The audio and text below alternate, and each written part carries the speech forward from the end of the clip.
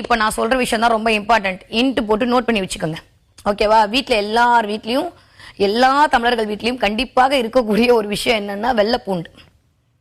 தோல் உரிக்காத 5 வெள்ளைப்பூடுகள் எடுத்துக்கோங்க. எத்தனை? 5 வெள்ளைப்பூண்டு. தோல் உரிக்கக்கூடாது.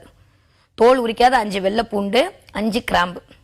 இதை ரெண்டையும் ஒரு வெள்ளை பேப்பரில் 5 வெள்ளைப்பூடு 5 கிராம்பு ரெண்டையும் போட்டு அந்த பேப்பரை மடித்து உங்களுடைய கையில் வச்சு இடது கையில் வச்சு அது மேலே உங்கள் வலது கையை மூடிக்கோங்க.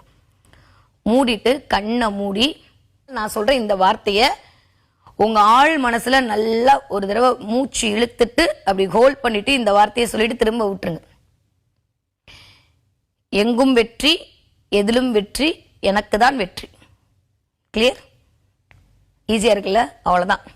எங்கும் வெற்றி, எதிலும் வெற்றி, எனக்கு தான் வெற்றி. இந்த 3 வார்த்தை போய் பாருங்க எப்படி மேஜிக் பண்ணுதுன்னு. கண்டிப்பாக நீங்களே சொல்வீங்க அடுத்த